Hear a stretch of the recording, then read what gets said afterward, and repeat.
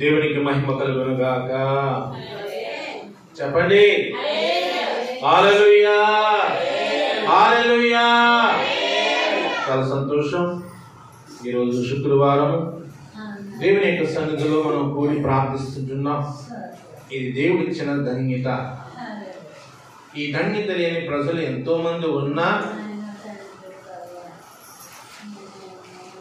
దేవుడా సహాయం చేయి, కృప చూపించు, ఆదరించు, బ్రతికించు అంటూ ఎంతో మంది నిట్టూరుస్తూ ప్రార్థిస్తూ భగవంతుడా కరుణిస్తూ అంటూ ఏడుస్తున్న వారు ఎంతో మంది ఉన్నారు.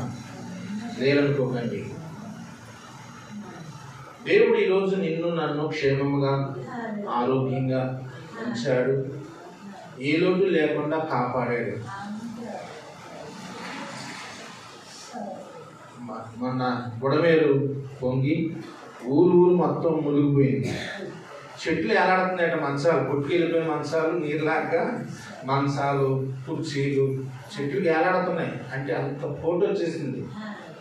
ఇళ్లలో ఏమీ లేవు, వారికి తీసుకుందాము అనడానికి కూడా ఏమీ లేదు. ఒక్క అరగంటలో అది రావటం మొత్తం ముంచేయడం కూడా అయిపోయింది. అరగంటలు ఎక్కడ చదువుకుంటా చెప్పండి. ఒక పూట సమయం ఇచ్చి చదువుకున్నామంటేనే ఒక పూట అవ్వదు మనకి. అరగంటలు ఎక్కడ కుదురుతుంది? ఏమీ తీసుకోవాలి. పట్టుకున్న బట్టలు పరుగులు వచ్చేసారు. ఏమీ లేదు. ఒక్క అరగంటలో మొత్తం గ్రామాన్ని ముంచేసింది. జాగ్రత్త. దేవుడు ఈరోజు నిన్ను నన్ను క్షేమంగా ఉంచితే ప్రార్థించడానికి కూడా మనం నిర్లక్ష్యం భద్రం అయిపోయాం. గుడికి రావడానికి కూడా ఆసక్తి కూడా కనబరిచిన ఎంతో మంది ఉన్నారు. హల్లెలూయా.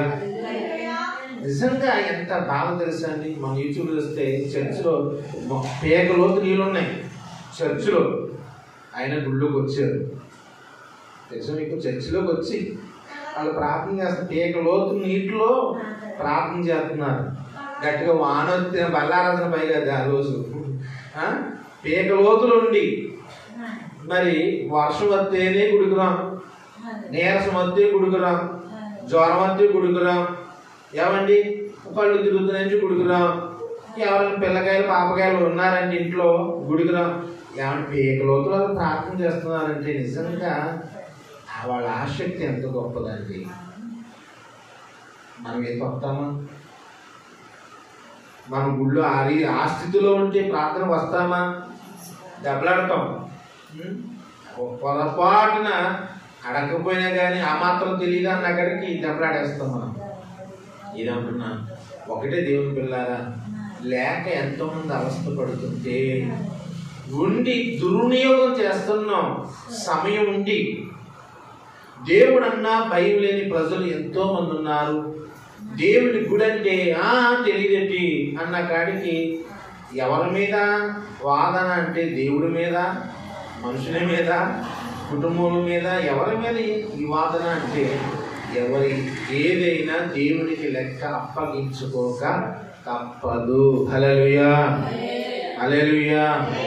నా రాకడకు అనేకమైనవి సంభవించును అన్నాడు. ఈ మాత్రం దానికి మనం లబోదీప్ అంటున్నాం. ఇక రాబోదినాలు ఇంకా కఠోరమైన ఉన్నాయి, భయంకరమైన దుర్దినాలు ఉన్నాయి. లేవనుకోకండి. ముందుంది ముసలి పండుగ అంటారు చాలా మంది. నిజమే, ముందు ఇంకా రాబో దినాలు చాలా కష్టమైన దినాలు వస్తాయి. వచ్చినప్పుడు ఈ భక్తి ఈనాడు ఇది కూడా చేయలేని మనం ఆ రోజు ఇంకేం చేస్తామో తెలియదు. బైబిల్ ఉంది, విశ్వాసుల సహితము విశ్వాసము చల్లారిపోవును. ఆమేన్. ఇప్పుడు ఎంత విశ్వాసులుగా ఉన్నా ఆ రోజులట వాళ్ళకుండే ఆ విశ్వాసం కూడా ఏమైపోతుందట, చల్లారిపోతుంది. ఇప్పుడే చల్లారిపోయింది. ఏ బాధ మంది లేకుండానే, సమస్య శోధన రాకుండానే చల్లారిపోతుంది కదా. వస్తే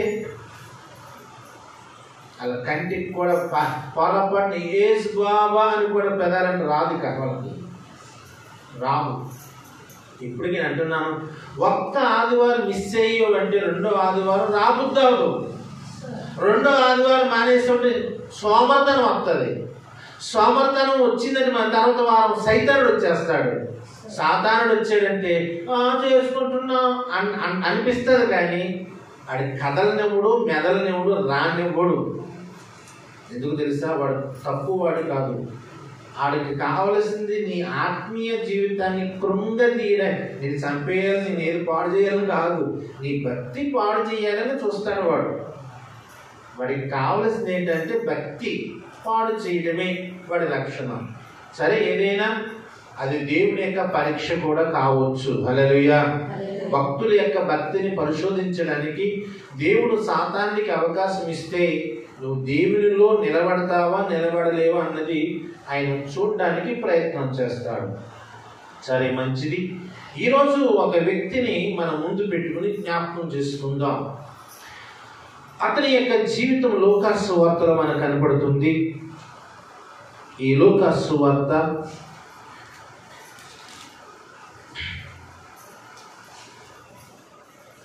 తీయండి ఒకసారి. లూకాసు సువార్త 19వ అధ్యాయము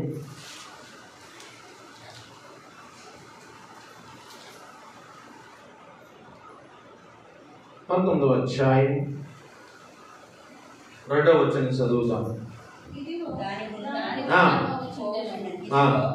ఇదిగో సుంకపు గుత్తదారుడును ధనవంతుడునైన జక్కయ్య అను పేరు గల ఒకడు యేసు ఎవరో అని చూడగోరిన గాని పొట్టివాడు అయినందున జనులు గుంపు కూడి ఉండుట వలన చూడలేకపోయెను. హల్లెలూయా. ఒక వ్యక్తి కనబడుతున్నాడు, మనకు బాగా తెలుసున్న వ్యక్తి, పరిశీలన వ్యక్తి. అతని పేరు జక్కయ్య. ఏం పేరండి? జకరయ్య కాదు, జక్కయ్య. ఈ జక్కయ్య అతని యొక్క పొట్టువాడు అని ఉంది బైబిల్లో. ఏంటండి? పొట్టువాడు అయినందున అన్నాడు. పొట్టువాడు అంటే మరీ అంత పుట్టడే కాదులండి, 5 అడుగులు ఇంచుమించు ఉంటాడు, 5 అడుగులు. ఎందుకంటే పూర్వం మనుషులందరూ ఆజానుబాహులు. మనుషులందరూ ఎలా ఉంటారు ఉండేవారండి? హైట్ ఉండేవారు. ఇంచుమించు అందరూ కూడా 5.5 తక్కువ ఎవరు ఉండేవారు కాదు, అందరూ 6 అడుగులే. పైగా ఇశ్రాయేలు కూడా అందరూ అలాగే ఉంటారు, హైట్ మనుషులు. మరి అంత హైట్ మనుషులు ఇతను కురసగా కనపడుతున్నాడు, పొట్టోడు అన్నారంతే. అయినా అతడు బైబిల్లో ఉంది జక్కయ్య అనే ఒక గుత్తదారుడు. ఏ గుత్తదారుడు? సుంకపు గుత్తదారుడు. అంటే సుంకం అనగా పన్నులు వసూలు చేసుకుని గుత్తదారుడు అంటే కాంట్రాక్టర్. ఎవడని? పన్నులు వసూలు చేసుకునే కాంట్రాక్టర్. అంటే వాడు ఏం చేస్తాడు తెలుసా? రాజుకి కొంత ఇచ్చి ప్రజల దగ్గర మరికొంత వసూలు చేసుకుంటుంటాడు. వాడు కాంట్రాక్టర్. అంటే పూర్వకాలం పాటలు ఉండేవి. ఏంటమ్మా? సంత ఉందనుకోండి, సంత ఒకటి పాడేసుకునేవాడు, వారం వచ్చి వాళ్ళ దగ్గర వసూలు చేసుకునేవాడు. పాట ఒకసారే, ఏడాది ఒకసారి పాట ఉంటుంది. అలాగే పంచాయతీలు కూడా పాడుకునేవారు. వాళ్ళంటే వచ్చిన ఏ కూరగాయలు వచ్చినా అదే పన్నులు వసూలు చేసేవారు, సీట్లు ఇచ్చి. అలాగే పూర్వం అదే. ఇప్పుడు అదే మొత్తం మానేసినట్టుకున్నారు కొంచాలన్నిటికీ. మానలేదా? ఉన్నాయి. గుత్తదారులు ఏం చేస్తారంటే పాడేసుకుంటారు, తర్వాత ఏ రోజుకి ఆ రోజు డైలీ వసూలు చేసుకుంటుంటారు. అయితే వాడు కొంచెం ఎక్కువే వాడు వసూలు చేస్తున్నాడు కనుకొని ఎవరు కూడా వాడంటే పెద్దగా ఇష్టం లేదు. వాడందరూ అన్నాడు, వాడంత దుర్మార్గుడు ఎవడలేడండి, కాదండి, మంచోడు కాదండి అన్న కాడికే పేరు వచ్చింది. కానీ వాడు మంచివాడు అని ఎవరు అతనికి సర్టిఫికేట్ ఇస్తలేదు. ఎందుకు తెలుసు? వాడు దౌర్జన్యంగా అయినా సరే వాడు అనుకున్నది వసూలు చేస్తాడు.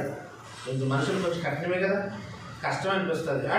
దైదాక్షిణ్యం లేనివాడండి, వాడండి దుర్మార్గుడండి బాబా, నిలబెట్టి వసూలు చేస్తాడండి అన్న కాడికి వాడి గురించి మంచిగా చెప్పేవాళ్ళు ఎవరు లేరు, కానీ చెడ్డగా చెప్పేవాళ్ళే ఉన్నారు. అయినా వాడేమీ లేనట్టుడు కాదండి. బైబిల్ ఉంది, వాడు ధనవంతుడు. ఆమేన్. ఎవడండి వాడు? ధనవంతుడు. పైగా డబ్బున్నవాడే, డబ్బున్నా వాడికి తృప్తి అనేది లేదు. వాడు ప్రజల మీద వసూలు చేస్తూనే ఉన్నాడు అన్యాయంగా.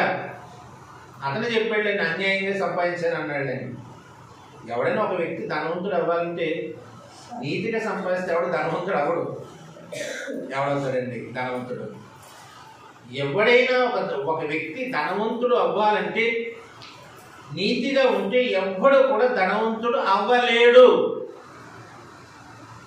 ఎందుకంటే నీతిగా ఉన్నప్పుడు వారి నీతి వాడిని ఎదగనివ్వదు. అంటే ఎదగనివ్వదు అంటే మనం ఇంకోటంలో లోపల సంపాదించుకోనివ్వదు. బైబిల్ అంటుంది కదా, నీతి కొరకు ఆకలి దప్పులు గలవారు ధన్యులు అన్నాడు. నీతిగా ఉన్నాడు అంటే వాడికి ఒక్కోసారి ముద్దు కూడా కలవైపోద్ది. అక్కడ సంపాదించుకునే సంగతి ఉంచండి, అక్కడికి ఒక్కోసారి ముద్దు కూడా కలవైపోద్ది. నీతిగా ఉంటే కష్టం. అందుకే అన్యాయంగా ఉంటేనే ఎవడైనా సంపాదించుకోగలుగుతాడు. కానీ నీతిగా ఉండి పలానా వాడు సంపాదించాడని ప్రపంచంలో ఎవడైనా చూపించండి. ఎవడు లేడు ప్రపంచంలో. ప్రపంచంలో ఎవడు కూడా సంపాదించాడు అంటే వాడు నీతిగానే సంపాదించరా, అన్యాయంగానే సంపాదించాడు. అది వ్యాపారం అండి, అది బిజినెస్ అండి, అది మేము తెలివితేటలండి, అది లాభసాటి అండి అని ఏదో ఒకటి మనం చెప్పుకోవచ్చు. సంపాదనకు ఏదో ఒక పేరు. అలాగే జక్కీ కూడా అంటున్నాడు, నేను ఊరికనే వసూలు చేస్తున్నానా, రాజుకి బోల్డ్ పన్ను కట్టాను, కట్టాను, మరి నా రాబట్టుకొద్దా, నా కూలి సంపాదించుకొద్దా, ఎక్కడి నుంచి వస్తుంది? అప్పుడు అలాగే చెప్తున్నాడు. వాడి నీతి వాడికి ఉంది. ఎందుకంటే ఏమంటున్నాడు తెలుసా, నేను రాజుకు పన్ను కట్టాను, మరి ప్రజల దగ్గర వసూలు చేసుకుంటున్నాను అన్న అతనేమన్నట్టే నా దృష్టిలో నేను నీతిమంతుడిని అన్న అక్కడ వసూలు చేస్తున్నాడు. ప్రజలేమంటున్నారంటే వీడు అన్యాయస్తుడురా అంటున్నారు. ఎవరైనా ఎంతేనండి. ఒక వ్యక్తి ధనవంతుడు అవ్వాలి అంటే నీతిగా ఉంటే ఎవడు ధనవంతుడు అవ్వడు. వాడు అన్యాయంగా ఉంటేనే వాడు ధనవంతుడు అవుతాడు. హల్లెలూయా, హల్లెలూయా. ఒక పాస్టర్ గారు ఉన్నారు, ఇది తినడానికి నాకు ముద్ద లేదండి, ఎన్నో అవస్థలు పడ్డాను, గంజీలు తాగి బతికానండి అని చెప్పాడు. 5 ఎకరాలు పొలం కొన్నాడు. ఎవరు? పాస్టర్ గారే. ఒకప్పుడు తినడానికి నాకు ఏమీ లేదని అన్నాడు. ఇప్పుడు 5 ఎకరాలు పొలం సంపాదించాడు. ఎక్కడి నుంచి సంపాదించాడు? ఎలా సంపాదించాడు? ఎవరికైనా పెట్టాడా? ఎవరికైనా పెట్టాడా? పొలం అంటాడా? పండే. దిగ్గుమాలను ఉంటారు, ఎవరికైనా రూపాయి సాయం చేశాడా? చేసి ఉంటాడు. పొలం పండే. ఎంతోమంది పేదలు ఉంటారు, వాళ్ళకి ఏమైనా ఉపకారం చేశాడా? చేస్తాడు. ఆ పొలాలు పండే. అంటే వాడు ఎవడికి పెట్టలేదు కాబట్టే వాడు పనగలిగాడు. తర్వాత వీడు చనిపోయాడు. ఏమైనా పట్టుకెళ్ళాడా? రూపాయి ఎట్టుకెళ్ళా, ఎక్కడెక్కడో తెలుసు. కాకపోతే వాడి కూడా ఏమొస్తుంది తెలుసా, వాడు నీతిగా ఉంటే వాని నీతి వాని వెంట వస్తుంది. హల్లెలూయా. ఎవరికైనా పుణ్యకార్యాలు చేస్తుంటే పుణ్యకార్యాలు వాడి వెంట వస్తాయి. దాన ధర్మాలు చేసి ఉంటే దాన ధర్మాలు వాడి వెనకాల వస్తాయి. కానీ వాడు చేసిన ఏమైనా కార్యాలు ఉంటే కనుక ఎవడంటే, లేకపోతే వాడు అంటే ఏమీ రాదు అంటాం. దేవుని బిడ్డలమే మనం సంపాదించుకోకూడదు అంటాం. మరి దేవుని బిడ్డలే మనం పూజ చేసుకుంటే ఎలాగా? ఎలీషా అన్నాడు గెహజీతో, నాయనా గెహజీ, వెండి బంగారమును సంపాదించుకున్నటకు ఇది సమయమా అన్నాడు.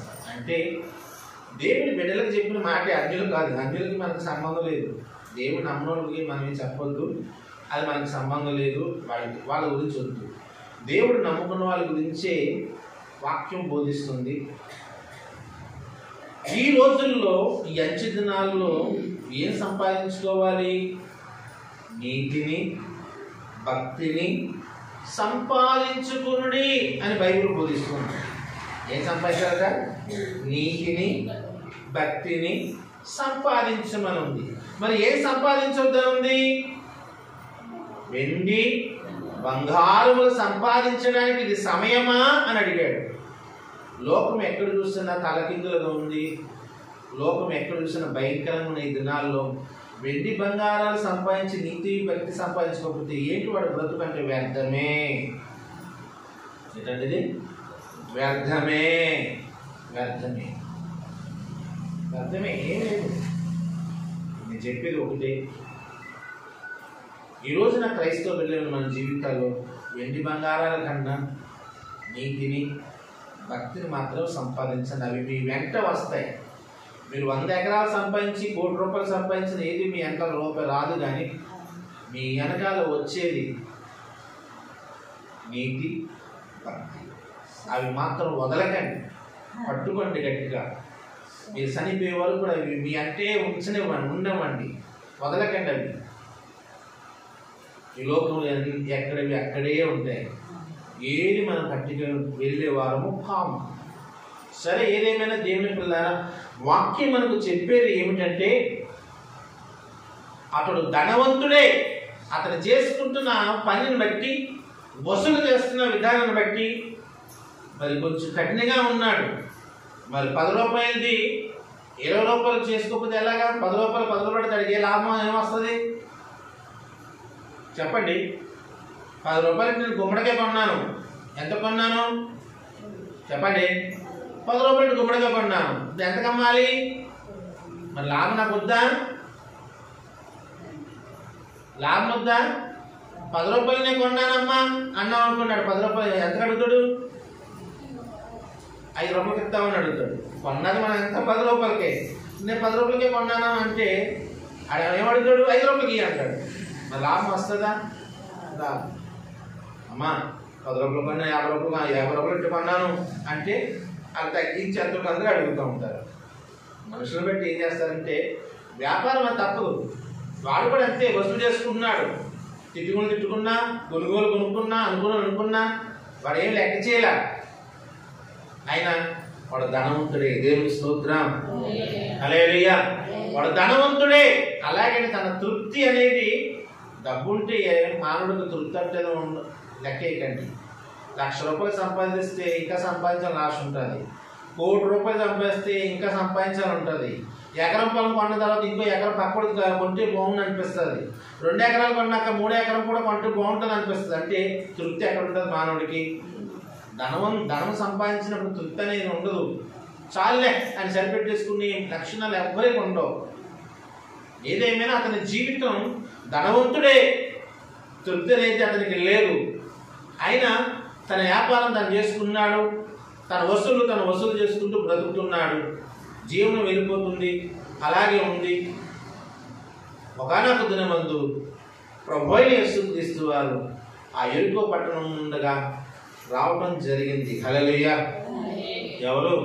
ప్రభువైన యేసుక్రీస్తు వారు ఆ పట్టణం నుండి రావడం జరిగింది. ఇతను విన్నాడు. ఊరంతా తిరుగుతాడు కదా, ఊరంతా వసూలు చేసుకుంటాడు. ఎవరు కనిపించిన పన్నులు వసూలు చేసుకున్నాడు. విన్నాడు, యేసుబాబు గురించి విన్నాడు. యేసుబాబు అట మహిమలు కలిగిన వాడు. ఆయన కళ్ళు ఇచ్చాడట, నడవలేని వాడు నడిపించాడు, రోగులను బాగు చేశాడు. ఆయన మాటలు ఎంత గొప్పగా ఉంటాయో, ఆయన యొక్క విధానం ఎంత గొప్పదో. కుష్ఠరోగులు బాగు చేశాడు, చనిపోయిన వాళ్ళు కూడా బ్రతికించాడంట. ఈ విషయాలు చెప్పుకోవడం విన్నాడు. ఈ జక్కి ఈ మాటలు విన్నాడు కానీ యేసును చూడలేదు. విన్నాడు కానీ చూడలేదు. అయితే ఎవరి ద్వారా విన్నాడు? ఈరోజు యేసు ప్రభువు ఈ దారి గుండా వస్తున్నాడు అన్న సంగతి ఎవరో చెప్పడం విన్నాడు. అయితే వాడు అనుకున్నాడు, నేను ఇంత ధనవంతుడిని, ఈ ఊర్లో పేరు కలిగిన వాడిని, పిలిస్తే నా ఇంటికి ఆయన వస్తాడలే, కౌరంపుదాం అని అనుకోలేదు. కానీ యేసయ్యను చూడాలి అని ఆశ పుట్టింది. దేవుని స్తోత్రం. ఏం పుట్టిందట? యేసు ప్రభువారిని ఒకసారి చూడాలి. ఇంతవరకు విన్నాను కానీ చూడలేదు. చూడాలి అని ఒక ఆశ పుట్టింది. అంత డబ్బున్న వాడికి కూడా ఎవరి గురించి ఆశ పుట్టింది? క్రీస్తుని గురించి ఒక ఆశ పుట్టింది. నిజమే, నీకు నాకు ఆశ ఉంటే దేవుడు ఏదో ఒక రూపాన్ని నీ ఆశ నా ఆశ తీరుస్తాడు. అసలు ఆశే లేకపోతే బైబిల్లో దేవుని కార్యాలు ఎలా జరుగుతాయి? ఆశ గల ప్రాణాన్ని ఏమన్నాడు? తృప్తిపరుస్తాడు. అసలు ఆశ లేకపోతే తృప్తి ఉండదు, అనుకున్న ఏ కార్యము జరగదు. క్రైస్తవ విశ్వాసులుగా మన జీవితాల్లో ఒక ఆశ అనేది ఉండాలి. నీ కడుపు నిండినా నిండకపోయినా దేవుని గురించి ఒక ఆశ ఉండాలి. ఆరోగ్యం బాగున్నా బాగోపోయినా ఒక ఆశ అనేది ఉండాలి. ఓపిక ఉన్నా లేకపోయినా ఒక ఆశ అంటూ ఉండాలి. పనులు ఉన్నా లేకపోయినా ఒక ఆశ అంటూ ఉండాలి. దేవుని నమ్ముకున్న తర్వాత దైవ బిడ్డలుగా ఒక ఆశ అనేది మనం కలిగి ఉన్నప్పుడు దేవుడు ఏదో రూపంగా మన ఆశలు నెరవేర్చడానికి ఆయన ఇష్టపడుతూ ఉంటాడు. మరి జక్కయ్యకు కూడా ఒక ఆశ పుట్టింది, చూడాలని ఒక ఆశ పుట్టింది. ఈ ఆశ అతనికి అర్థమైపోయింది. చూడాలని అనుకుంటున్నాను కానీ నేను చూడలేను. ఎందుకు? జనులు గుంపు కూడి ఉంటే నాకెలా కనపడతాడు ఆయన? నాకు కనపడదు. కనుక నేను చూడాలి అంటే ఏదో ఒకటి చెయ్యాలి అనుకున్నాడు. ఆ దారిలో రోడ్డు ప్రక్కన ఉన్న ఒక మేడి చెట్టు ఉంటే ఆ చెట్టు ఎక్కడానికి ప్రయత్నం చేశాడు. దేవునికి స్తోత్రం. ఏ చెట్టు అది? మామిడి చెట్ట. అతను ఎక్కిన చెట్టు ఏడు చెట్టు? మేడి చెట్టు. మామిడి చెట్టు కూడా కాదు, మేడి చెట్టు ఎక్కాడు. ఎందుకంటే కొంచెం మేడి చెట్టు సునాయాసంగా ఉంటుంది ఎక్కడానికి.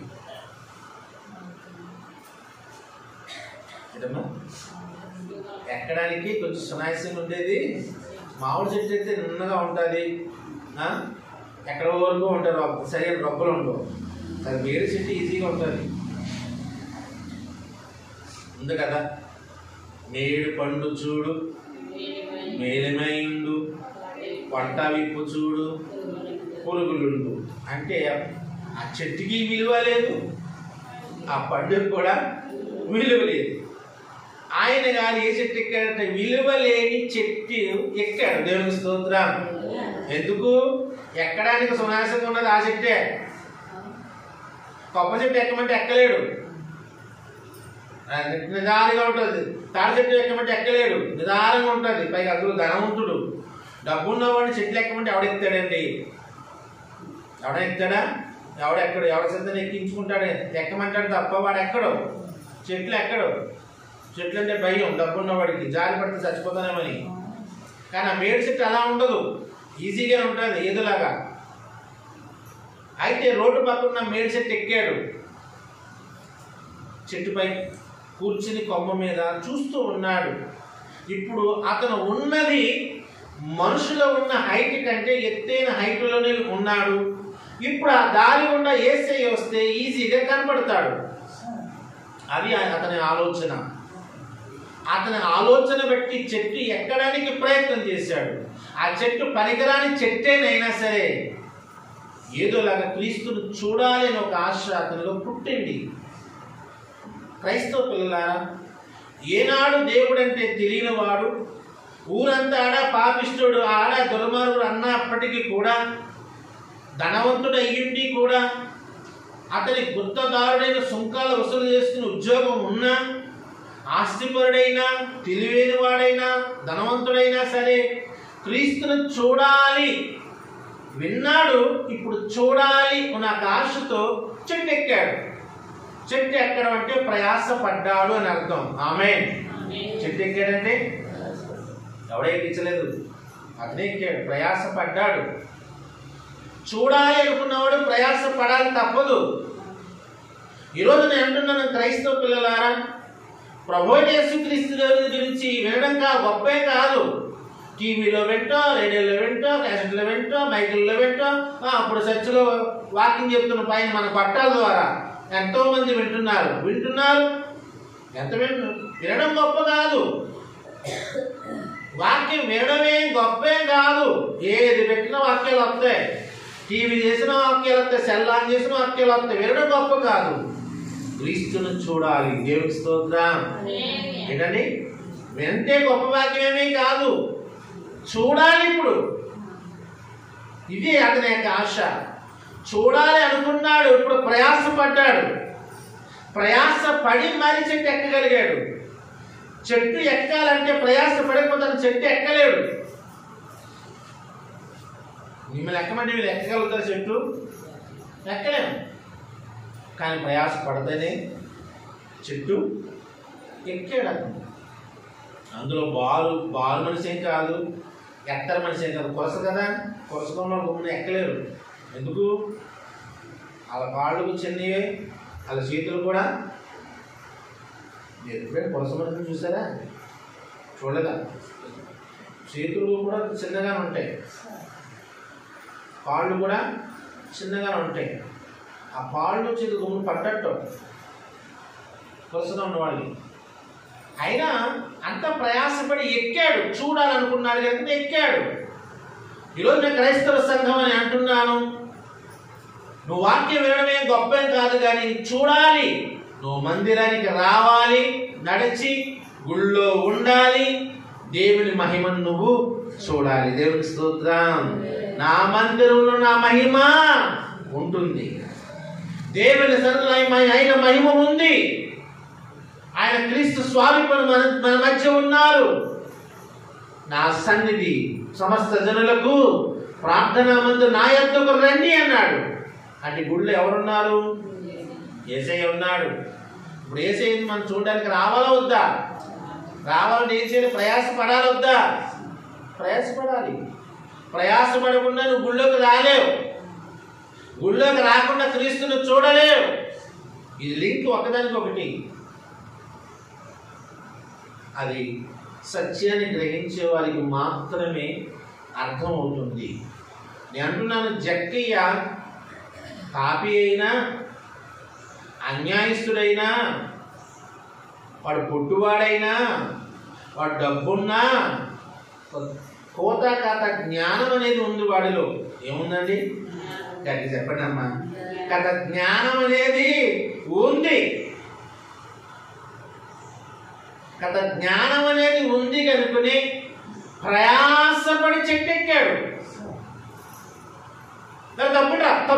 తప్పుడురా అని ఎవరిని గెట్టడానికి కూడా ఇష్టపడలా.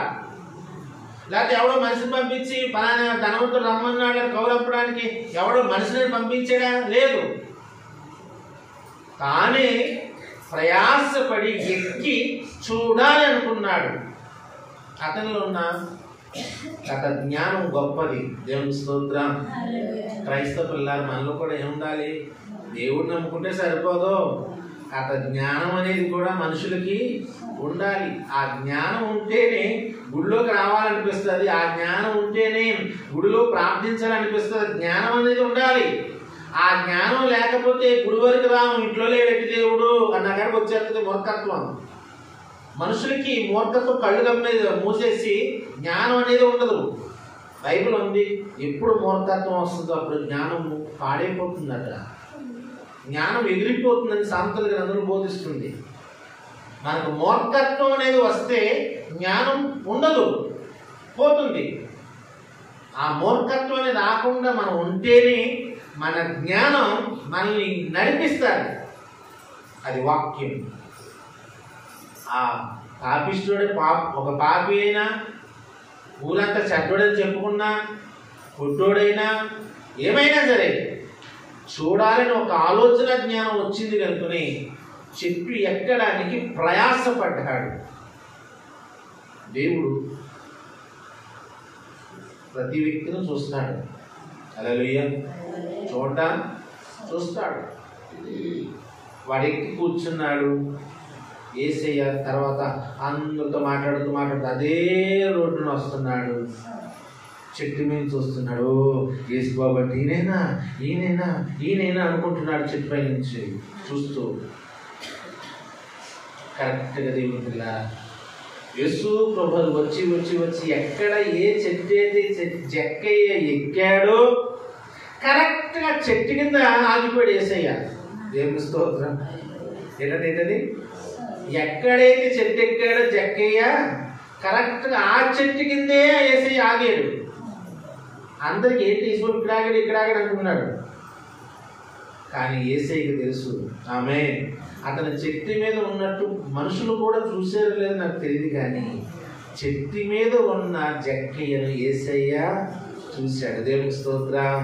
వాడు ఆకుల్లో ఉన్నా, రొబ్బల మీద ఉన్నా, కొమ్మ పైన ఉన్నా, ఎవరు దారంటీలో చెట్టు ఎంత ఎవడ చూస్తాడండి? ఎవడని చూస్తాడా? వెళ్ళి దారంటీలో చెట్ల మీద ఉన్న ఎవడు చూడడు, దారిని చూసుకుని వెళ్ళిపోతారు, కానీ చెట్ల మీద చూడరు. కానీ యేసు ప్రభువు ఎవరు చూసి తెలుసా? చెట్టుపై కూర్చున్న జక్కయ్యను చూశాడు. దారికి వెళ్ళిపోవచ్చు. ఎవరు అంత జనంలో ఎవడో చూడలా జక్కయ్యని, ఎవడో పట్టించుకోలే. చెట్టు మీద ఎవడున్నాడో కూడా పట్టించుకోలేదు. కానీ నేను అంటున్నాను దేవుని పిల్లారా, వాక్యం మనకు బోధించేది ఏంటంటే జక్కయ్యను క్రీస్తు వారు చూసి వెంటనే ఆ చెట్టు కింద ఆగిపోయి ఆయన మాట్లాడడం ప్రారంభించాడు. జక్కయ్య అనగానే జక్కయ్య కూడా అన్నారు. చూశారు. అప్పుడు ప్రభువు పైకి చూసినప్పుడు అందరూ యేసుబాబు ఎప్పుడైతే పైకి చూశాడో ప్రజలందరూ అక్కడ ఉన్న వాళ్ళందరూ చెట్టు మీద చూస్తుంది. ఇందుకే ఎవడు కనిపించాడని అందరికీ జక్కయ్య కనిపిస్తున్నాడు. కానీ అంటున్నాను, ప్రజలందరూ జక్కయ్యను చూశారు, కానీ యేసయ్య వాడి ప్రయాసం చూశాడు. దేవునికి స్తోత్రం. అందరూ జక్కయ్యను చూస్తే యేసు ప్రభువు ఎవరు చూశారు? వాడి ప్రయాసను చూశాడు. ప్రయాస, ఎంత ప్రయాసపడ్డాడు, ఎంత కష్టపడ్డాడు చెట్టు ఎక్కడానికి. ఆ చెట్టు మీద కూర్చోడానికి కళ్ళు తిరిగినాయో ఏమనుకున్నా కూడా లెక్క చేయకుండా వాడి ప్రయాసం చూశాడు ప్రభు. వాడు అవడానికి పాపిష్టుడే, దేవుడు నమ్మలేదు, దేవుడు అంటే ఏంటో తెలియదు, రక్షణ ఏంటో తెలియదు, దైవత్వం ఏంటో తెలియదు. అందరూ చదివాడని చెప్పినా ఏమనుకున్నా యేసు అది చూడలేదు, వాడి ప్రయాసం చూశాడు యేసయ్య. దేవుని పిల్లని అంటున్నాను, ప్రభు అయిన యేసుక్రీస్తు వారు ఈరోజు మనందరి ప్రయాస ఆయన చూడాలనుకుంటున్నాడు. నీవు ఈరోజు ప్రార్థనలో కూర్చోవడానికి ఎంత ప్రయాసపడ్డావో నాకు తెలియదు, మందిరంలో రావడానికి ఎంత ప్రయాసపడ్డావో తెలియదు, నీ కష్టం ప్రభు ముందు పెట్టడానికి నువ్వు ఎంత ప్రయాసపడుతున్నావో నాకు తెలియదు.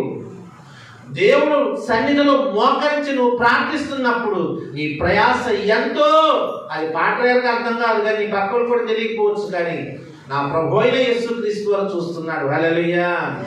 ఎక్కడ? ఆయన గుడిలో, ఆయన సన్నిధిలో.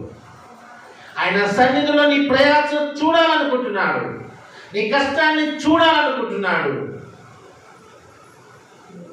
ఆయన చూస్తే మన జీవితము ధన్యమే, ధన్యమే. ప్రభు చూసే చెక్కే అందరూ చూసి నవ్వుకుంటున్నారు. అరే ఇప్పుడు చెట్టు ఎక్కడో, ఈ పొట్టోడు చెట్టు ఎక్కడో అనుకుంటున్నారు, అందరూ నవ్వుకుంటున్నారు. ఈ పొట్టోడు చెట్టు ఎక్కడరా అని అందరూ నవ్వుకుంటున్నారు. కానీ ప్రభు నవ్వలేదు, కానీ జక్కయ్యతో మాట్లాడుతున్నాడు. ఆయన జక్కయ్య త్వరగా దిగు, త్వరగా దిగు అన్నాడు. బాబు దిగు అన్నప్పుడు ఎలా జారేడు బాబు, దూకించాడు తెలియదు, కానీ అమాంతం దిగొచ్చేసాడు. దేవుని స్తోత్రం. హల్లెలూయా. వచ్చేసాడు, యేసు ముందుకు వచ్చేసాడు. అందరు ఇంకా నవ్వుకుంటున్నారు. ఇది బెలి చెట్టు ఎక్కడరా, ఈ పుట్టోడైన బెలి ఎక్కడరా అని హేళన నవ్వుకుంటున్నారు. కానీ ప్రభు వాడి ప్రయాసం చూసి జక్కయ్యతో మాట్లాడుతున్నాడు. జక్కయ్య అన్నాడు, ఈరోజు నేను నీ ఇంటికి వస్తున్నాను. ఎవరన్నాడండి? నేను నీ ఇంటికి వస్తున్నా అన్నాడు జక్కయ్యతో. అందరు మిత్రులు చూశారు. ఎంతమంది ఉన్నాము, మా ఇంటికి వస్తానన్నది అనలేదు, కానీ ఈ పుట్టోడు ఇంటికి వెళ్తున్నాడు. పైకి మంచుడా, వీడు పాపిష్టోడు కదా, వీడి పాపి, వీడు మంచోడు కాదు, ఎలాంటి ఇంటికి ఈయన కూడా వెళ్తున్నాడా? అక్కడికి వచ్చినారు మీరు చదువుకొని కనపడుతుంది. ఒక పాపి నీ మనిషి ఇంటికి వెళ్తున్నాడా? యేసుబాబు ఎవడో తెలీదా, వీడి లక్షణం తెలీదా, వీడి బుద్ధులు తెలీదా, ఎలాంటి ఇంటికి ఇంత వెళ్తాడా ఆయన అన్న కాడికి ఆలోచిస్తున్నారు. అడగంటే నేను మంచోడు కదా, నా ఇంటికి రావచ్చు కదా, ఆయన కూడా ఉన్నాను కదా, ఆయన నమ్ముకున్నా ఉండే కదా, నా ఇంటికి రావచ్చు కదా, ఆడింటికి వెళ్తామండి అన్న ఆలోచనలు చాలా మంది వచ్చేసినాయి. అది కొనుక్కున్నారు, అక్కడ అందరూ చదువుకుంటున్నారు. కానీ అంటున్నాను దేవుని పిల్లారా, అక్కడ యేసు వెనకాల భక్తి పరులు ఉన్నారు, ప్రార్థనా పరులు ఉన్నారు, నమ్ములు ఉన్నారు. కానీ వాళ్ళ ప్రయాస కంటే జక్కయ్య ప్రయాస ఇంకనూ గొప్పది. ఆమేన్. ఏంటండి వీళ్ళ పడే ప్రయాస కన్నా జక్కయ్య పడ్డ ప్రయాస చాలా గొప్పది. ఎందుకు తెలుసా? అట్లా చెట్లు ఎక్కడం పుట్లు ఎక్కడం అలవాటు ఏం లేదు. అలవాటు లేకపోయినా చెట్టు ఎక్కడానికి ఎంత ప్రయాసపడ్డాడో పాపం, ఎంత కష్టపడ్డాడు, ఎన్ని తిరుగుట్లు పడ్డాడు, మోక్షలు కొట్టుకుని మోకాళ్ళు కొట్టుకుని తెలియదు. కానీ అతని ప్రయాసను ప్రభు చూశాడు. నిజంగా చేతులు కొట్టుకుపోయినా, కాళ్ళు కొట్టుకుపోయినా, పట్టు కొట్టుకుపోయినా సరే లెక్క చేయలేదు. కానీ చెట్టు ఎక్కగలిగి ప్రభువును చూడగలుగుతున్నాడంటే అతని ప్రయాస గొప్పది. క్రైస్తవ సంగమా, దేవుని ప్రయాసను చూస్తే ఏం కనపడుతుంది? నీ ప్రయాస ప్రభు నీతో మాట్లాడాలంటే నీ ప్రయాస కనపడాలి కదా. ఆ జక్కయ్య నేడు నీ ఇంటికి వస్తున్నాడు అన్నాడు అంటే వాడి ఎంత ప్రయాస ఉందో కదా. వచ్చిందన్నాడు ఆడేదో ప్రార్థనాపరుడనే కాదు, జక్కయ్య ఏదో నీతి నుండిదని కాదు. పోనీ జక్కయ్య యేసుబాబు నా ఇంటికి రా, నీ పచ్చిపక్ష పర్వణాలు పెడతాను అన్నాడా? అనలేదే. అతను ఏం పిలవలా, జక్కయ్య రమ్మనలేదు. అయినా సరే యేసయ్య అంటున్నాడు నేను నీటికి వస్తున్నాను నడు అన్నాడు. ఎందుకంటే అతను పడ్డ ప్రయాస గొప్పది. క్రైస్తవ పిల్లారా, ఈ ప్రయాస ఏముందో నాకు అర్థం అవుతుందా? దేవుడి కోసం పడిన ప్రయాస కానీ, దేవుడి కోసం పడ్డ నీ కష్టం కానీ, దేవుడి కోసం పడ్డ బాధ కానీ, ఇబ్బంది కానీ ఏదైనా ప్రభుకి కనపడుతుందా? కనపడకపోతే ప్రభు స్వరం వినలే, ప్రభు ప్రత్యక్షతను పొందలే, దేవుని కరుణా కటాక్షను అనుభవించలేవేమో అనిపిస్తుంది. జక్కయ్య నిజంగా ఎంత ఊహించలేదు. యేసుబాబు మాట్లాడతాడు, యేసుబాబు రమ్మంటాడు అన్న సంగతి ఊహించలా.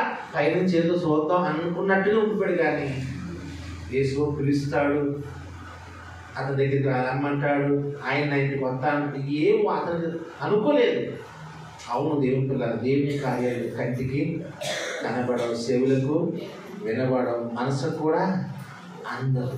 అసలు ఇలా జరిగిద్దా అని కూడా మనకు తెలియదు, అక్కడ ఊహించగా. దేవుని కార్యాలు ఊహకు అందనం ఏంటి? జక్కయ్య కూడా అలా ఊహకు అందని కార్యాలు దేవుడు అతని పట్ల చేస్తున్నాడు. జక్కయ్యతో ప్రభు మాట్లాడడం చూస్తున్నాడు, జక్కయ్యను దిగమనం చూస్తున్నాడు. జక్కయ్య రా అన్నాడు, వచ్చాడు, నాడు నీ ఇంటికి వస్తున్నాడు. ఇవన్నీ కూడా జక్కయ్య ఊహించుకోలే. జక్కయ్య ఊహకు అందని కార్యం దేవుడు అతని పట్ల జరిగిస్తుంటున్నాడు. దేవుని పిల్లారా, మన ఆశ గొప్పదైతే, మన ప్రయాస గొప్పదైతే, దేవుడు నీ పట్ల నా పట్ల ఊహకు అందని కార్యాలు దేవుడు నీ పట్ల చెయ్యాలని ఆయన అనుకుంటున్నాడు. దేవుని అద్భుతాలు నీ పట్ల జరిగించాలి అని ఆయన అనుకుంటున్నాడు. ఆయన అనుకుంటున్నాడు కానీ ఆయనకు అవకాశం అని ఎత్తలేదేమో అనిపిస్తుంది. దేవుడు నన్ను అనుకుంటున్నాడు, నువ్వు ఎప్పుడు అలా ప్రయాసపడకపోతావా, అలాగే నన్ను దర్శించకపోతావా, అలాగే నన్ను అడగకపోతావా, నా ఎత్తుకు రాకపోతావా అన్నట్టుగా ఆయన అనుకుంటున్నాడు. కానీ ఆయన అనుకుంటున్నాడు కానీ మనం ఏది జరిగించలేని స్థితిలో ఉండిపోతున్నాం. నడు జక్కయ్య నడి ఇంటికి వస్తున్నా అన్నప్పుడు ఆ మాట జక్కయ్యకి పరమానందం అనిపించింది. కానీ చుట్టూరా ఉన్న వాళ్ళకి ఎలా ఉందో తెలుసా, కొంచెం ద్వేషంగా అనిపించింది. సరే ఏదైనా పర్లేదు, దేవుని యొక్క మహాభాగ్యం మనం పొందుతున్నప్పుడు మనకు పరమానందమే. చుట్టుపక్కల ఏమనుకుంటే మనకి ఎందుకు ఇంకా నిన్న కాకమన్న వచ్చింది, మేలు పొందేసింది, నిన్న కాకమన్న దేవుడు నమ్ముకుంది, దేవుడు మాట్లాడుతున్నాడంట, ఏమనుకున్నా పర్లేదు, డోంట్ పట్టించుకోవద్దు. దేవుడి భాగ్యం మనకు దొరికితే మన పాపులమైనా, దుర్మార్గులమైనా, దుష్టులమైనా, పనికిరానులమైనా మహాభాగ్యం దేవుని యొక్క ప్రత్యక్షత మనం పొందుతున్నప్పుడు కొంతమందికి ఇష్టం ఉండొచ్చు, కొంతమంది ఇష్టం లేకపోవచ్చు, కొనుక్కోవచ్చు, సనుక్కోవచ్చు, ఏమైనా పర్వాలా. నిన్న కాకమన్న వచ్చేసి మరి పాడేస్తుంది, నిన్న అలమట్టు వస్తున్నా నాకు పాటలు రావు, ఎలాగ వచ్చేసి నీవు ఏమనుకున్నా పట్టించుకోవద్దండి. ఏమనుకుంటాను కూడా అనుకోవద్దు. మరి జక్కి ఇంటికి యేసు వస్తానంటే చుట్టుపక్కల అందరూ సరుకులు ప్రారంభించారు. అల్లటొట్టికి వెళ్తున్నట్టు యేసు ఇంతమంది మనం ఉన్నామే, మన ఇంటికి రావడం ఆడింటికి వెళ్తా అంటాడేంటి? అక్కడ రమ్మన్నాడా చేయమన్నాడు? మన బోర్డుగా రాబోయే బాబు మా ఇంటికి రాబోయే బాబు మా ఇంటికి వచ్చి భోజనం చేయి. ఎన్నిసార్లు అడిగితే మా ఇంటికి రాలేదు, కానీ రమ్మనకపోయినా ఆ పాపిస్టూడెంట్ వద్ద అంటాడేంటి ఈయన ఏమాత్రం తెలియదు అన్న. నాటికి సరుకులు వచ్చేసినాయి, అక్కడ గొరుగులు వచ్చేసినాయి అంటున్నాను. దేని పిల్ల సరుకులు ఎన్ని వచ్చినా గొరుగులు ఎన్ని వచ్చినా రమ్మన్నది ఎవరు? యేసయ్య. దేవునికి స్తోత్రం. వస్తానన్నది కూడా యేసయ్య. జక్కే రమ్మన్లా, యేసు బాబే దిగురా అన్నాడు. నాడు నీ ఇంటికి వస్తానన్నాడు. ప్రభువే చెప్పాడు. జక్కయ్య ఎంత ఆనందపడ్డాడు, ఊహించుకోలేదు. చూడాలని వెళ్ళాను కానీ యేసయ్య నా ఇంటికి వస్తున్నాడా అన్న ఆనందం వచ్చేసింది. జరిగింది ఏంటంటే దేవుని పిల్లారు, అక్కడ జక్కయ్య యేసు ప్రభువుని తన ఇంటికి ఆహ్వానించాడు, గౌరవముగా కూర్చోబెట్టాడు. హల్లెలూయా. ఏంటండి? యేసు బాబుని తన ఇంటికి తీసుకువెళ్ళాడు, గౌరవంగా యేసు ప్రభువుని కూర్చోబెట్టాడు. దేవునికి స్తోత్రం. ఎంత గొప్ప వాక్యం! గౌరవంగా కూర్చోబెట్టాడు ప్రభుని. తర్వాత జరిగింది ఏంటంటే, జక్కయ్య ఇంటిలోకి వెళ్ళాడు. కొంత టైం పట్టింది, బయటికి వచ్చేసాడు. దేవునికి స్తోత్రం. వచ్చిన వాడు 2 మూటలు తెచ్చాడు. ఏంటండి? గుడ్లు కట్టి 2 మూటలు, బట్టల మూటలు కాదండి, డబ్బుల మూటలు. 2 మూటల కింద తన దగ్గర డబ్బంతా పోగేసి 2 మూటలుగా కట్టాడు. అందుకే అంత టైం పట్టింది. వచ్చి తెచ్చాడు, యేసు ప్రభువు పాదాల కాడ పెట్టేశాడు. దేవుని స్తోత్రం. ఏం తెచ్చాడండి? ₹1 కూడా ఇంట్లో లేదు. ₹1 కూడా తన ఇంట్లో దాచుకోలే. ఉన్న డబ్బంతా 2 మూటలుగా కట్టేశాడు. 2 మూటలు తెచ్చి యేసు పాదాల కాడ పెట్టేశాడు. దేవుని స్తోత్రం. పెట్టేశాడు. అప్పుడు ప్రభు ఏం నాయనయ్యి? నేను సంపాదించిన ధనం ఎక్కడుందో తెలుసా? యేసయ్య పాదాల కాడ ఉంది. తాను సంపాదించిన ధనమంతా అప్పుడు యేసు ప్రభువు పాదాల కాడ దగ్గర పెట్టేశాడు. అతను ఏనాడా మనం పెడతామా? యేసు ప్రభువు పాదాల దగ్గర ఏనాడా మనం పెట్టామా? మన సంపాదన తెచ్చి పెట్టాం. మనం ఎందుకు పెడతాం? దేవుని స్తోత్రం. చిన్నప్పుడు తాతయ్య ఉండేవాడు, లైన్కి వెళ్ళేవాడు, డబ్బులు తెచ్చి ఆ కట్ట సెల్ డబ్బులు ముందు ఆ ఫోటోలుగా పెట్టేసేవాడు. హిందువు అయినా సరే, దేవుడు నమ్మకపోయినా ఆ లైన్కి వెళ్ళిన డబ్బులు తెచ్చేసి ముందు తెచ్చిన సెల డబ్బులు, కవర్లు వేసి సెల డబ్బులు, ఆ కాగితాలు కట్ట తెచ్చి ఆ పట్టాలుగా పెట్టేసేవాడు. చాలాసార్లు చూసాం. అప్పుడు మాకు తెలియదు ఏం కాదంటే, సంపాదించింది ముందు భగవంతుడి గారు పెడుతున్నాంటారా అని వాడు. ఎక్కడ? ఫోటోలు కాడ. అది ఆ తాతయ్య ఉంటే విశ్వాసం. మనం క్రైస్తవులుగా నా సంపాదన తెచ్చి ఏనాడు వేసి పాదాలు కూడా పెట్టామా? పెట్టగలుగుతున్నామా? యేసు ప్రభువు పాదాల దగ్గర మనం పెట్టలేము. కానీ జక్కయ్య తెచ్చాడు. 2 మూటలుగా తెచ్చి యేసు పాదాలు కూడా పెట్టేసాడు. అనాలి, యేసుబాబు అనాలి, నాకు మూట నీకు మూట అన్నాడు యేసయ్య. ఆయన అనలేదు. కొన్ని జక్కయ్య ప్రభు ఆ మూట నువ్వు తీసుకు, ఈ మూటను తీసుకుంటాను అని అనలేదు.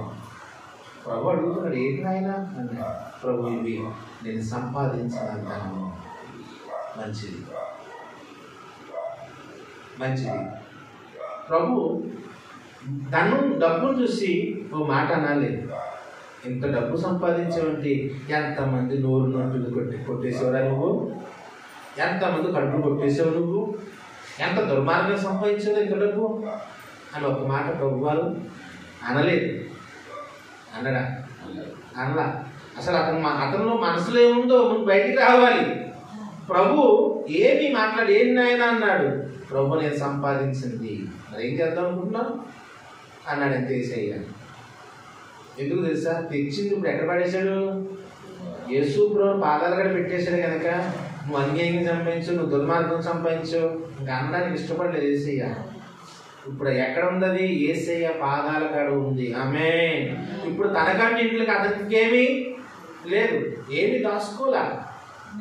దాచుకోకుండా మాత్రం ఊడిసేయి తెచ్చాడు, 2 మూటలకు కట్టి పాదాల కాడ పాడేశాడు. అంతే యేసయ్య. మరి ఏం చేద్దాం, చెయ్యి అన్నాడు ప్రభు. అప్పుడే జరిగి ఒక ఆలోచన అంటాడు ప్రభు, ఈ మూట ఎంతో మందిని ఏడిపించి సంపాదించాను కదా అన్యాయంగా, అలా ఇచ్చేస్తాను. ఏమన్నాడండి?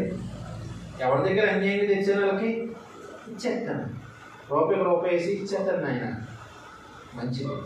మరి ఈ మూట ఇదా? ఎంతోమంది తినటానికి లేక, ఎంతోమంది ఏమీ లేక అవస్థపడుతుంది. దిక్కుమాలను ఉన్నారు కదా, ఈ దిక్కుమాల వాళ్ళకి ఈ డబ్బులు అన్నాడు. దేవునికి స్తోత్రం. ఏటా ఒక మూటేమో ఎవరి దగ్గర తెచ్చారో వాళ్ళందరికీ తిరిగి ఇచ్చేస్తాడట.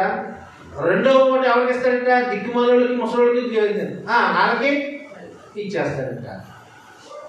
మరి తనకేం కావాలి ఇప్పుడు? తన వద్దా అన్నీ ఇచ్చేస్తే అతనే తింటాడండి. మాట్లాడరే ప్రభు అన్నాడా? ఓ పిచ్చోడా, మొత్తం ఇచ్చేస్తే నువ్వేం తింటావురా? అప్పుడు ఆళ్ళనేళ్ళు నువ్వు ఎవరికి దానం చేసే వాళ్ళు ఆళ్ళే నువ్వు ముద్దడుకోవాలరా అన్నాడా? అనలే, ఏమీ అనలా.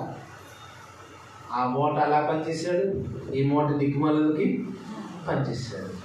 ఇప్పుడు ఏమిటి అతని దగ్గర? కట్టుకున్న బట్టలు ఐదు తప్ప ఏమీ లేదు, ₹1 లేదు అతనికి. అప్పుడు ప్రభు అన్నాడు, జక్కయ్య, నేడు నీ ఇంటికి రక్షణ వచ్చింది. దేవుని స్తోత్రం. ఎందుకు? ఇప్పుడు నీ ఇంట్లో ఏమి లేదు, డబ్బు లేదు, నీ ఇంట్లో డబ్బులు లేవు, నీ ఇంట్లో ధనం లేదు, కాగితాలు లేవు, కట్టలు లేవు, రూపాయలు లేవు, నాణాలు లేవు, వెండి బంగారం లేవు. ఇప్పుడు నీ ఇంట్లో ప్రశాంతంగా ఖాళీగా ఉంది.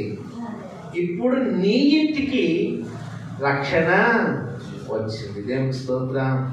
ఇప్పుడు రక్షణ రాకపోవడానికి కారణం ఆ డబ్బు అడ్డుగా ఉంది.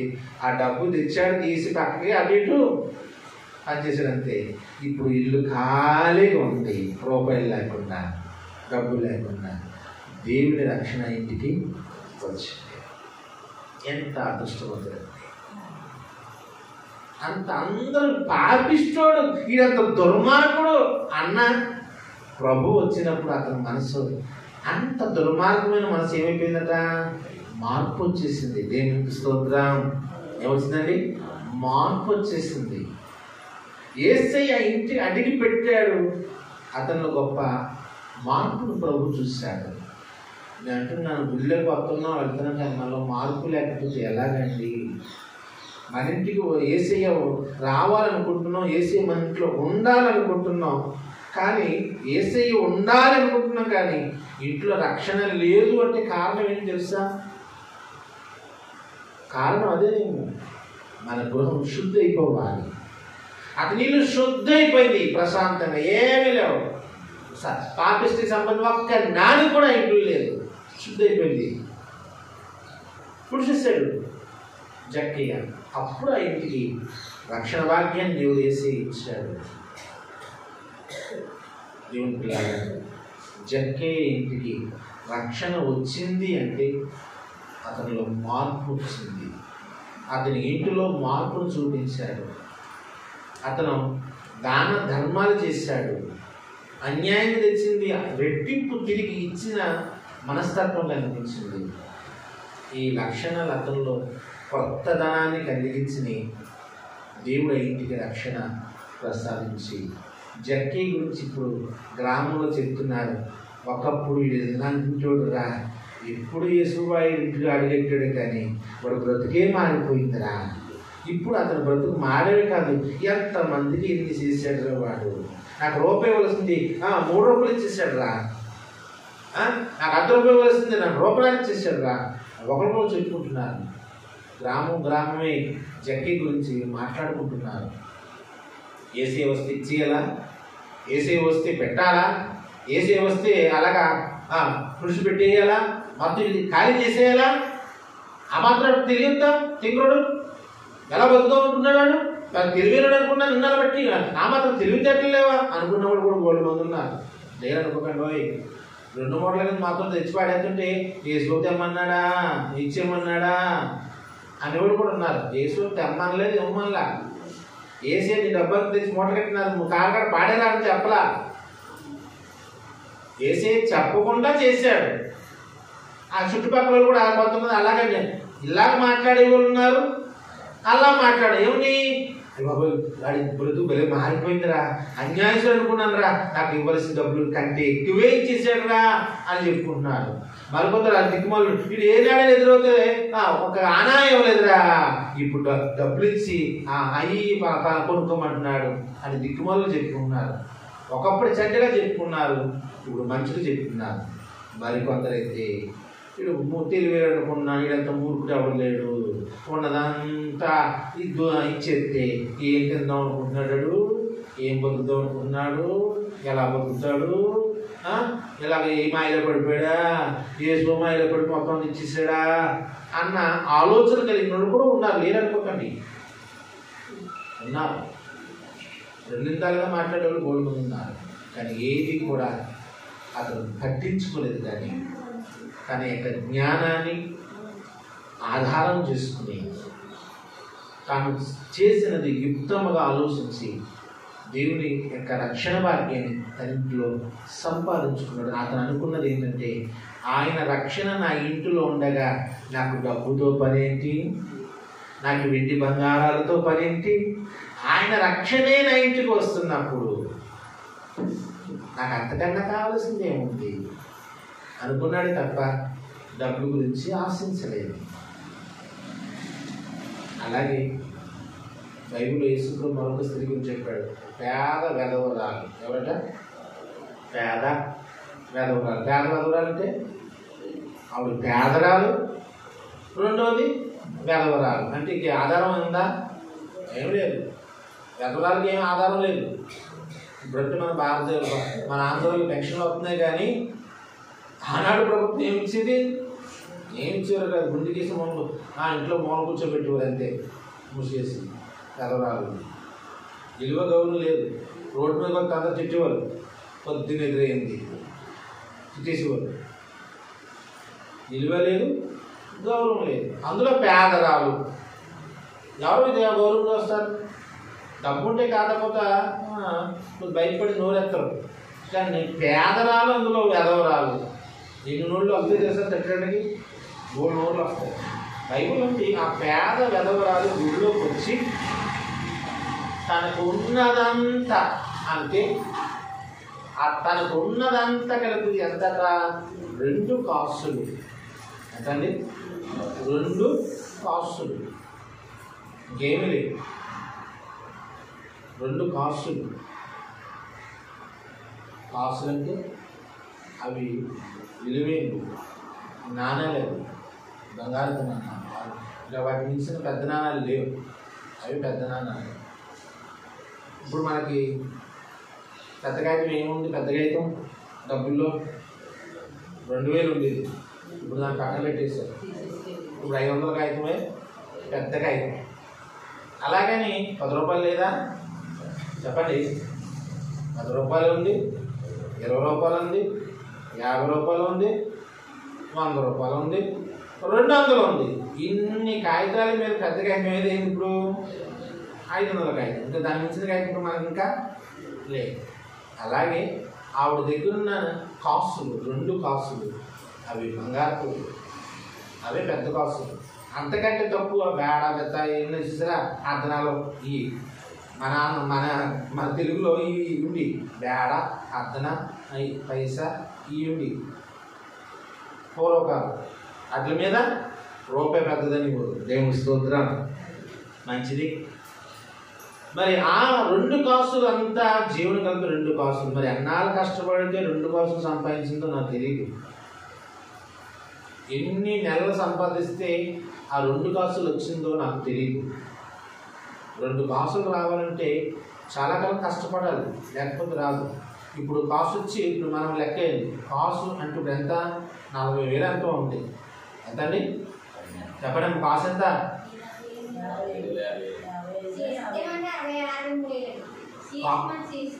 కాసు కాసు చేత కాసు మనకి ఎంత? 50,000. పోనీ 50,000 వేసుకోండి. 2 కాసులు అంటే 1,00,000 రూపాయలు. ఒక పేద విధవాళ్ళు ఎంతకాలం సంపాదిస్తే 1,00,000 రూపాయలు అవుతుందమ్మా? ఎంతకాలం సంపాదిస్తే 1,00,000 రూపాయలు పోగడుతుంది. అయితే బైబిల్ ఉంది, అంతా కలిపితే 2 కాసులు వచ్చింది గుడికి. 2 కాసులు దేవుని మందిరంలో వేసేసింది. అంటే ఇన్నాళ్ళు సంపాదించి తన కష్టమంతా కాసుల రూపంలో వేసేసిందట, వేసేసింది. ఆలోచించాలా వద్దా? ఆలోచన ఉందా అడుగు? అసలు ఏమాత్రం తెలివి ఉందా? ఏమాత్రం బుద్ధి ఉందా? పక్కలు అలాగే అడుగుతున్నారు, నీకు బుద్ధి ఉందా? అసలు నీకు జ్ఞానం ఉందా? ఎంతకాలం కష్టపడి పెట్టి గుళ్ళో పనిచేస్తావా? మా తెలుగు ఇలా ఏం తిందాం అనుకుంటున్నావు? నీకు ఎక్కడ ఆస్తులు ఉన్నాయా, పాస్తులు ఉన్నాయా, ఎక్కడి నుంచి వచ్చేస్తాయి? ఏం తిందాం అనుకుని వేసేసావు. తర్వాత ఎంతమంది తిట్టారండి. కానీ ప్రభు అన్నాడు, అందరి ముందు చెప్పింది ఏంటంటే, మీ అందరికంటే ఈ పేద గదవరాలు ఎక్కువ ఇచ్చింది. దేవునికి స్తోత్రం. ఆ మందిరంలో డబ్బున్న వాళ్ళు ఎంతో మంది ఉన్నారు, ఎన్నో ఇచ్చారు. కానీ ఆవిడ అందరికంటే పేద వెధవరాలై ఉండి కూడా ఎవరు ఇవ్వలేనిది ఆవిడ ఇచ్చింది. దేవుని నామం మహిమపరిచింది. ప్రభు యేసు అన్నాడు, మీ అందరికంటే ఈమె ఎక్కువ ఇచ్చింది. దేవుని స్తోత్రం. తర్వాత అడిగారు, అంత ఇచ్చేయడమ్మా, అంత ఇచ్చేయాలి? నీ బతుకు అది ఎలా వెళ్ళొద్దా? నీ బతుకులు వద్దా, ఉండొద్దా? అక్కడ ఉంటే ఎండాలో ఒక ఏడాది 2 సంవత్సరాలు పుచ్చుకు తిందువు కదా, డబ్బులు ఉంటే ఏదో బతుకుదు కదా, ఎవరు పెడతారని? ఎంత ఇచ్చిస్తావు? దేవుడు అంత ఇచ్చేయమన్నాడా, అంత చేసేయమన్నాడా? నువ్వు దోసిందే వాళ్ళే, నీకు మా ఏదో పోతా కదా వాళ్ళు మొత్తం ఇచ్చేయమన్నాడు దేవుడు. చాలా మంది సనుగులు వచ్చేసి ఆవిడ కూడా ఎన్నో అన్నారు. కానీ ఆవిడ మనస్సు ఆనందంతో దేవుడికి ఇవ్వాలనుకుంది. తనకున్నదంతా ఇచ్చింది, ప్రభు నామాన్ని మహిమపరిచింది. ఆమేన్. అందుకే ప్రభావిని మెచ్చుకున్నాడు యేసయ్య. క్రైస్తవ బిడ్డని చెప్పేది కూడా అదే. జక్కి ఇంటికి పాపిష్టుడైనా, ఒక పాపైనా, దుర్మార్గం చెడ్డోడైనా కానీ తన ఇంటికి రక్షణ దేవుడు ఇచ్చాడు. ఈ పేద విధవరాలని అందరి ముందు ఆమె గురించి పొగిడి యేసయ్య ఆమె గురించి సాక్ష్యము చెప్పాడు. నిజంగా దేవుడు నిన్ను నన్ను మెచ్చుకోవాలి, నిన్ను నన్ను ఘనపరచాలి, రక్షణ భాగ్యాలు మనం కలిగి ప్రభు కరుణా కటాక్షలు పొందుకునే వారముగా మనం ఉండాలనే వాక్యం మనకు బోధిస్తుంది. జక్కి ద్వారా నేర్చుకోవాల్సిన గొప్ప నీతి ఏంటంటే, అతను చెడ్డవాడైనా చూడాలనుకున్నాడు అంతే. కానీ అతని ఆశ, అతని ప్రయాసను చూసి చూడాలనుకున్న వాడిని యేసయ్యే అతనిని చూసి మాట్లాడి అతని ఇంటికి వచ్చి అతని కుటుంబాన్ని శుద్ధి చేసి తన కుటుంబాల రక్షణ కలిగించాడు. అటువంటి గొప్ప భాగ్యాన్ని ఈరోజు మీకు, మీ కుటుంబానికి దేవదేవుడు దయచేసును గాక. మీ ప్రయాసకు తగిన ప్రతిఫలం నా యేసయ్య అనుగ్రహించును గాక. కళ్ళు మూసుకొని ప్రార్థన చేసుకుందాం. ప్రేమ కలిగిన మా తండ్రి, దయగలిగిన యేసయ్య, కృప కలిగిన రక్షకుడు, నీకు వందనాలు స్తోత్రాలు. ఈరోజు నీ మాటలు మేము విన్నాం, నీ వాక్యాన్ని మేము ధ్యానించాం. జక్కయ్య గురించి కొద్ది విషయాలు విన్నాం. జక్కయ్య సుంకాలు వసూలు చేసే గుర్తుదారుడైన, గొప్ప ధనవంతుడైన నాయన, చాలా తెలివైనోడైనా,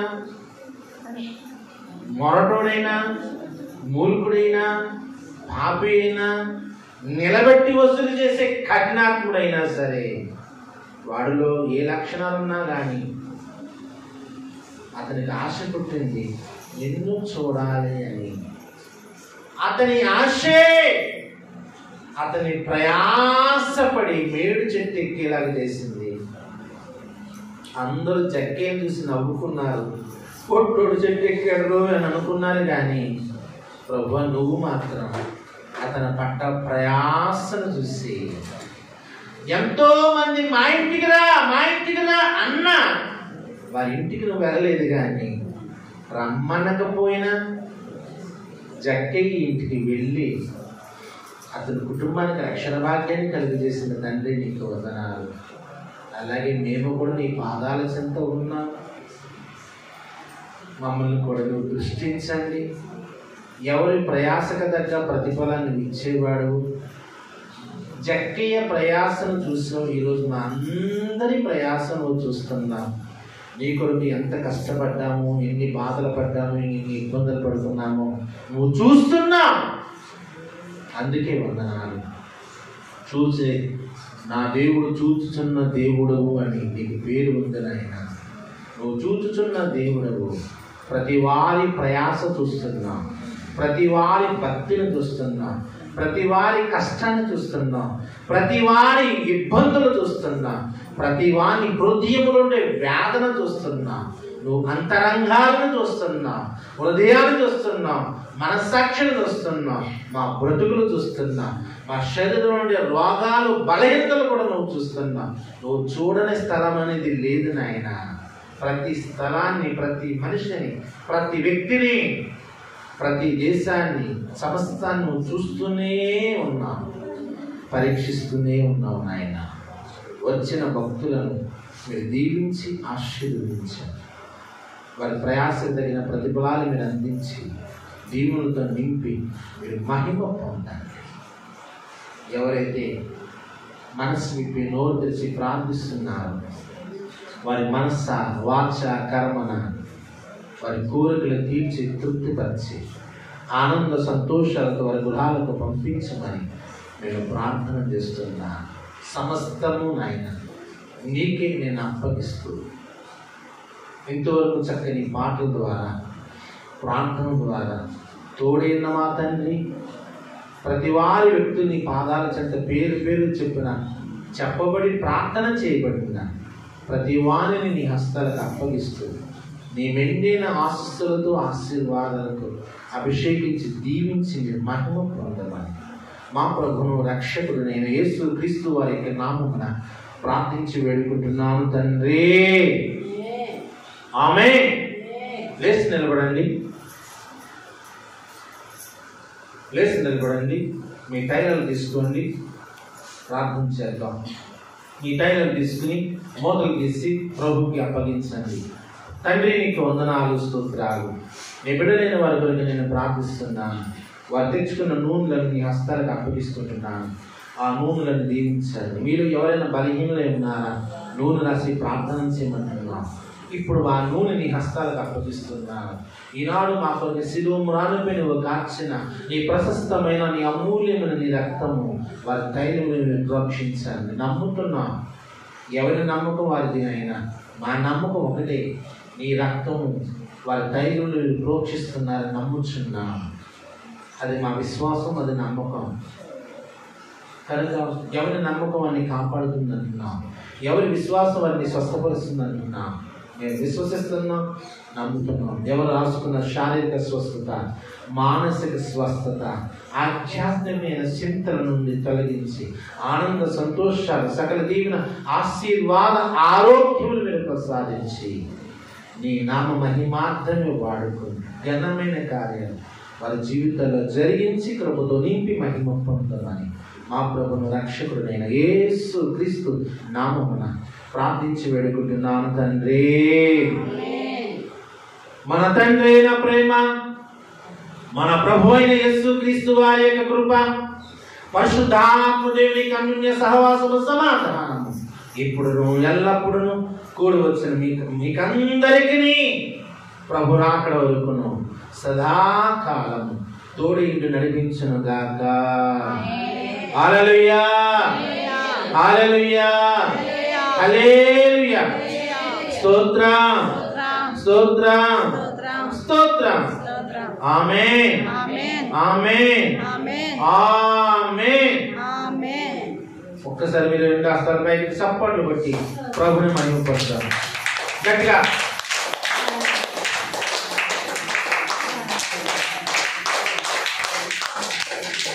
ఆమేన్.